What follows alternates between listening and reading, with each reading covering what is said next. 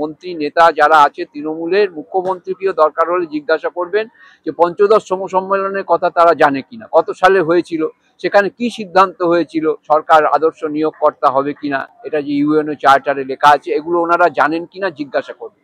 DA এখনো সাংবিধানিক ভাবে যে মৌলিক অধিকার, ডিএ তো অধিকারই নয়, তাহলে ডিএ কেন?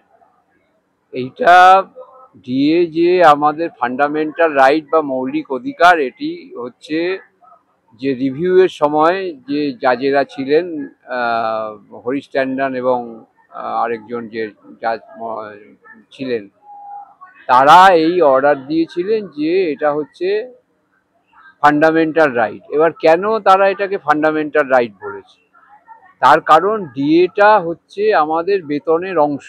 মানে আমাদের যখন বেতন স্থির হয়, এটা একটু পুরনো কথা বলতে হয়, সেটা হচ্ছে 1957 সালে এই দেশে পঞ্চদশ সম্মেলন যে হয়েছিল, সেখানে সরকার পক্ষ, মালিক পক্ষ, মানে বেসরকারি মালিক পক্ষ এবং কর্মচারী পক্ষ, তারা বসে একটা সিদ্ধান্ত করেছিল যে কর্মচারীদের, সরকারি কর্মচারীদের বিশেষত প্রয়োজন ভিত্তিক ন্যূনতম বেতন দিতে হবে। অর্থাৎ 4 জনের পরিবারের অন্ন, বস্ত্র, বাসস্থানের যে খরচ, সেইটা সরকার আদর্শ নিয়োগকর্তা হিসেবে দেবে। এই যে প্রয়োজন ভিত্তিক ন্যূনতম বেতন, অন্ন, বস্ত্র, বাসস্থান, এটা সবসময় বাজার দরের উপরে নির্ভর করে। বাজার দর যখন আমার বেতন স্থির হচ্ছে 100 টাকায়, এবারে বাজার দর যখন হয়ে যাচ্ছে 105 টাকা, 10 টাকা বাড়ছে, তখন আমার বেতনটা ক্ষয়ে যাচ্ছে। আমার 4 জনের পরিবারের অন্ন, বস্ত্র, বাসস্থান ঠিক মতো পেলে তবেই তো আমি পরিষেবাটা ঠিক মতো দিতে পারবো। এই জন্যই যে আমার যে বেতনের অবক্ষয় হচ্ছে, সেইটাকে আমার মহার্ঘ ভাতা দিয়ে সেই বেতনটাকে পূরণ করে দেয়া হচ্ছে। এইটা হচ্ছে মহার্ঘ ভাতা দেওয়ার যে মূল দর্শন বা নীতি, এটা হচ্ছে সেইটা। এবার সেই জায়গা থেকেই হচ্ছে all India consumer price index তৈরি হয়েছে, সিমলায় যে ব্যুরো আছে তারা সেটা দেয়, এবং সেই ভিত্তিতে কেন্দ্রীয় সরকার এটা দিয়ে থাকে।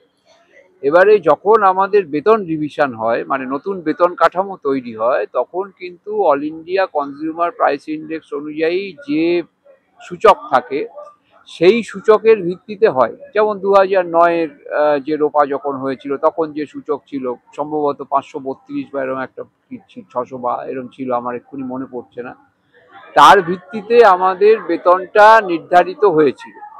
তাহলে সেই মূল্য সূচক যখন বাড়তে শুরু করলো, মানে সেটা 2009-এর রোপা, যেটা 1/1/2006 থেকে কার্যকরী হয়েছে, 1/1/2006 যে জিনিসটা 100 টাকায় পাওয়া যেত, সেটার দাম যখন 110 টাকা হলো all India consumer price index অনুযায়ী, সেটা হচ্ছে আমার বেতনটা অবক্ষয়িত হয়ে গেল, আমি তো 100 টাকা পাচ্ছি। তাহলে এই 10 টাকাটা মহার্ঘ ভাতা হিসেবে আমাকে দেয়া হবে। এবং তারপরে যখন আবার 2016 সালে আবার আমার নতুন করে বেতন রিভিশন হচ্ছে যে মূল্য সূচকের ভিত্তিতে, সেই মূল্য সূচকটা কিন্তু তৈরি হচ্ছে এই যে আমার মহার্ঘ ভাতাগুলো 10 বছর ধরে জমেছে, সেই মূল্য সূচকের ভিত্তিতে নতুন বেতন কাঠামো তৈরি হচ্ছে। তাহলে মহার্ঘ ভাতাটা আমার বেতন, মহার্ঘ বেতনও বলে, ডিআরএস পেও বলে, এটাও একটা আমাদের কথা আছে, ডিআরএস অ্যালাউন্সের পরে ডিআরএস পে হয়ে যায়, সেটা কিন্তু বেতন হিসেবে নির্ধারিত হয় তখন। এর সবগুলো সরকারি ব্যাখ্যা আছে। এর মধ্যে সাংবিধানিকভাবে 309 ধারা, সংবিধানের 309 ধারা, যার ভিত্তিতে আমাদের বেতন নির্ধারিত হয়, এবং পাশাপাশি সংবিধানের 21 নম্বর ধারা, জীবন জীবিকার অধিকার। যদি আমি আমার পরিবার পরিজন নিয়ে সুস্থভাবে খেয়ে পড়ে বেঁচে না থাকতে পারি, তাহলে আমি তো পাবলিক সার্ভেন্ট হিসেবে আমার সেবাটা দিতে পারবো না। সেই কারণেই এটা হচ্ছে হাইকোর্ট এটাকে মৌলিক অধিকার বলে বলেছে। এখন বর্তমান যারা আছেন রাজ্যের পরিচালক, তারা এসব বিষয়ে জানেন না, এসব বিষয়ে জানেনও না, বোঝেনও না। হ্যাঁ, এই কোমর ভেঙে যাওয়ার কথাটাও হচ্ছে একদম ভুল কথা। কারণ এটা আমি বারবারই বলেছি, আবারও বলছি, যে সরকারি, রাজ্য সরকারি কর্মচারীরা প্রকৃতপক্ষে হচ্ছে কেন্দ্রীয় সরকারি কর্মচারী। কারণ ইন্ডিয়ান ইউনিয়নের আন্ডারে আমরা কাজ করি, এবং আমাদের সরকারি দপ্তরের খামে লেখা থাকে অন ইন্ডিয়া গভর্নমেন্ট সার্ভিস। কেন লেখা থাকে? তার কারণ হচ্ছে কেন্দ্রীয় সরকার, রাজ্য সরকার, এই রাজ্য সরকারি কর্মচারীদের যে 3.5 লক্ষ পদ আছে, তার পুরো টাকা, বেতন ভাতা এবং অফিস খরচ বাবদ পুরো টাকা কেন্দ্রীয় সরকার দেয়, অন্য অন্য রাজ্যেও দেয়। যে কারণে সংবিধান অনুসারে সমস্ত রাজ্যকে তারা কেন্দ্রীয় সরকার যে হারে মহার্ঘ ভাতা দেয় বা যে বেতন দেয় ন্যূনতম সেই বেতনটা দিতেই হবে। তার বেশি যদি কোনো রাজ্য সরকার নিজের সোর্স থেকে দিতে পারে তাহলে কেন্দ্রীয় সরকারের আপত্তির কিছু নেই, কিন্তু কম দেওয়া যাবে না।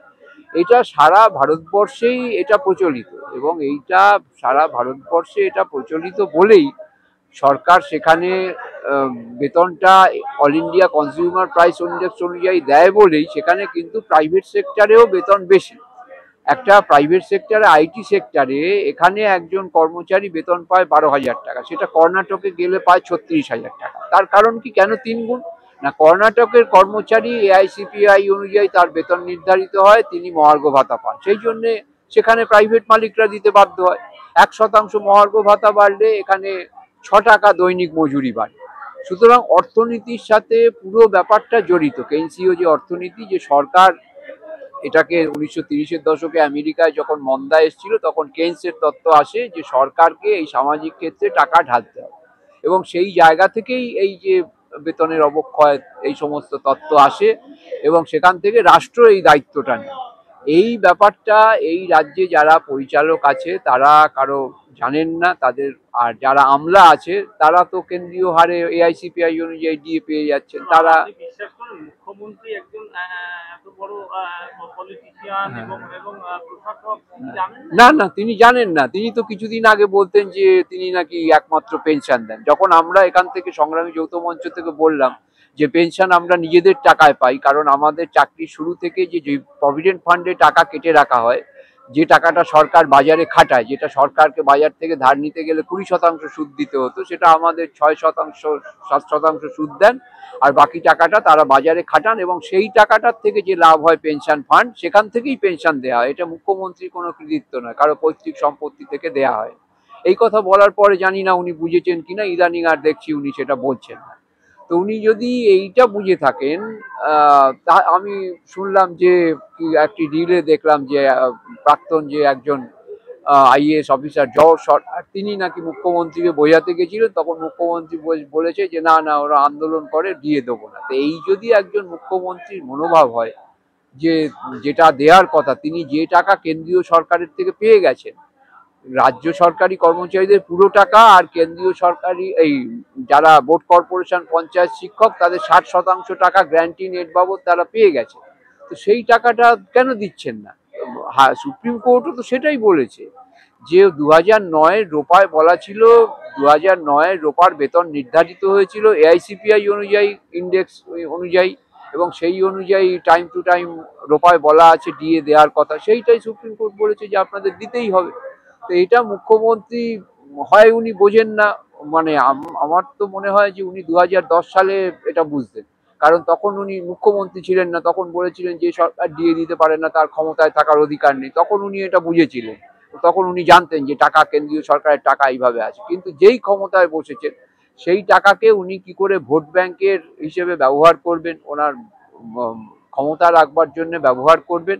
আমরা বারবার হিসেব চেয়েছি যে আপনি বলুন, চিফ সেক্রেটারিকেও বলেছি যে আপনি এই যে অর্থ কমিশন বাবদ এই যে বেতন ভাতার টাকাগুলো আসে, সেগুলো আপনি পেয়েছেন তো? বলছে হ্যাঁ পেয়েছি। তাহলে তার হিসেব দিন। আজ অবধি কোনো হিসেব শ্বেতপত্র কিচ্ছু প্রকাশ করার সাহস মুখ্যমন্ত্রীর হয়নি। তৃণমূল মুখপাত্রদের কাছে আমরা সেই প্রশ্নটা নিয়ে গিয়েছিলাম যে এই টাকাটা বলছে অনেকগুলি প্রকল্প আছে, সরকারি কর্মচারী আর ফসল, এই যে প্রান্তিক মানুষের জন্য যে 17টা স্ত্রী আছে, স্ত্রী মানে প্রকল্প, সেই প্রকল্পগুলি দেওয়া যেতে পারে। হ্যাঁ, সেই প্রকল্প দেওয়ার জন্য তো অন্য টাকা আছে, তার সঙ্গে সরকারি কর্মচারীদের বেতন ভাতার কোনো সম্পর্ক নেই। এটা তৃণমূলের যেসব নেতারা এসব বলছে তাদের তো সরকারি চাকরি পাওয়ার যোগ্যতা নেই। আমি বলছি 99% সরকারি চাকরি পাওয়ার যোগ্যতা নেই, সেই কারণেই তারা সরকারি আইন কানুন জানে না। তাদের মুখ্যমন্ত্রী যা বলে দিচ্ছে তারা সেই ঢোল পেটাচ্ছে। ওনারা যদি সরকারি কর্মচারী যোগ্যতা থাকতো, মানে পরীক্ষা দিয়ে পাশ করে, আমরা যেমন 3-4 লক্ষ কর্মচারীর মধ্যে পরীক্ষা দিয়ে পাশ করে নিজেদের যোগ্যতায় চাকরি পেয়েছি, সেই যোগ্যতা যদি ওনাদের থাকতো তাহলে ওনারা সত্যিটা জানতে পারতেন। সত্যিটা জানেন না বলেই এইভাবে সাধারণ মানুষকে বিভ্রান্ত করছে। আর সাধারণ মানুষও ভাবে যে সত্যিই তো সরকারি কর্মচারীরা কেন বেতন পাবে, কেন ডিএ পাবে। এগুলো যে ওই যে শুরুতে পঞ্চদশ সমসম্মেলনের কথা বললাম, আমি আপনাকে বলছি, আপনি ওই মন্ত্রী নেতা যারা আছে তৃণমূলের, মুখ্যমন্ত্রীকেও দরকার হলে জিজ্ঞাসা করবেন যে পঞ্চদশ সমসম্মেলনের কথা তারা জানে কিনা, কত সালে হয়েছিল, সেখানে কি সিদ্ধান্ত হয়েছিল, সরকার আদর্শ নিয়োগকর্তা হবে কিনা, এটা যে ইউএনও চার্টারে লেখা আছে, এগুলো ওনারা জানেন কিনা জিজ্ঞাসা করবেন। এইটা বলবেন যে পঞ্চদশ সমসম্মেলন কি বলুন তো, দেখবেন 100% মন্ত্রী এর জবাব দিতে পারবে না। না, একেবারে শেষ প্রশ্ন। 24% এই যে 25% দিয়ে, এই 25% দিয়েতে আপনারা খুশি নাকি আরো লম্বা না, লাগবে? এটা তো আমাদের হকের পাওনা। 10 বছর আগে যেটা আমাদের পাওয়ার কথা ছিল, বহু কর্মচারী ধরুন সেটার অভাবে চিকিৎসা করাতে পারেননি, মারা গেছে, তার পরিবার শেষ হয়ে গেছে, এরকম বহু পরিবার আছে, আমি তার খবর জানি।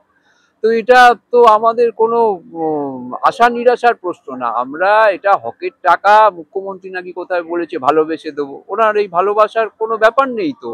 উনি সংবিধানকে শপথ নিয়ে ক্ষমতায় বসেছেন, এবার সংবিধানে যা অধিকার কর্মচারীদের দেয়া আছে উনি সেটা দিতে বাধ্য। তা সেই ব্যাপারটা আমাদের এখানে হতাশা, নিরাশা, আশা কোনোটাই নেই। আমরা চাই আমাদের প্রাপ্য টাকা উনি মিটিয়ে দিন।